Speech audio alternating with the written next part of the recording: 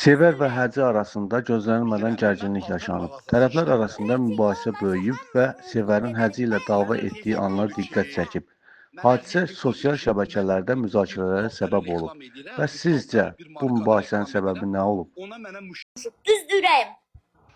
Bilirəm, mən paltar mağazası işlədirəm. Reyting olmasa hamımız unudulub gedərik. Mənə reyting odur ki, mən bir paltarı reklam edirəm, bir markanı reklam edirəm. Ona mənə müştəri gəlsin, onu alsın. Boş-boşuna TikTokda mən reytingi neynirəm ki? Rayondan baxsınlar o videoya, xaricdən baxsınlar. Oradan bax. Mən TikToker deyiləm. Ehtiyacım yoxdur. Mənim reyting... Bilirəm, sənin ehtiyacın yoxdur. Mənim də ehtiyacım yoxdur. Məsələn, xətim çox istəyirəm. Bilirəm, aramızda heç bir problem yoxdur. Gəl sözü düzün danışaq da. Bax, sən bir dənə söz deyirəm. Sən burada insanlar görürlər, atırlar Instagramda sənə ki, sənin işçilər və ki, bəs bu paltarı bəyənir. Bu yəni bu məsələn gətirirsən mənim üzüm tanınır. Gətirirsən məni 30 durursan, mən sən üçün deyirəm ha.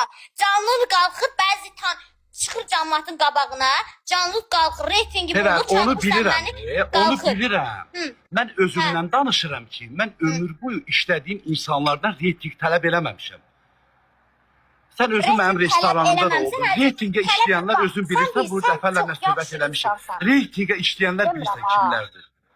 İşçilərin əlinə nə verirlər, hara qaçırdırlar, nə edirlər, nə eləmirlər.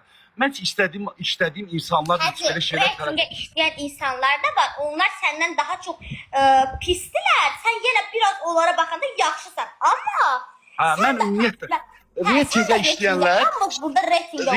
işləyənlər var ha. İndi bu dəqiqədə də mən o reytingə işləyənlər bilirsən kimlərdir ölkədə. İşçilərini hara qaçırdılar, hardan hara qaçırdılar. Biz bunu dəfələrlə söhbət eləmişik, bilirsən. Mən ümumiyyətlə işlədiyim insanlardan ümumiyyətlə tələb eləmirəm. Bugün mən sənə bu boyda pul verdim. Sən bunu mənə verməlisən. Hacı, mən sənə bir dənə söz deyirəm. Sənin Instagramda sən mənə pul vermirsən, istədiyim haqqımı mənə vermirsən. Mən onu danmıram ha. Allah canımı sağ.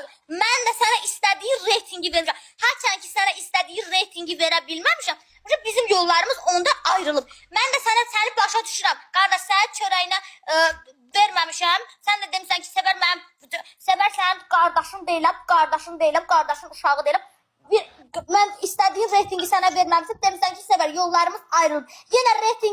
Yenə reytingim olub, yenə məni dəvət eləmişəm. Kişi qızı kimi öz pulumu almışam, durub yenə gəlmişəm. Demişəm, qardaş, bu insan mənə pulumu verir, mən də getmişəm. Sən haqqımı kəsməmişəm ki, heç vaxt. Verməmişəm reytingimi, məsələn, verməmişəm reytingimi.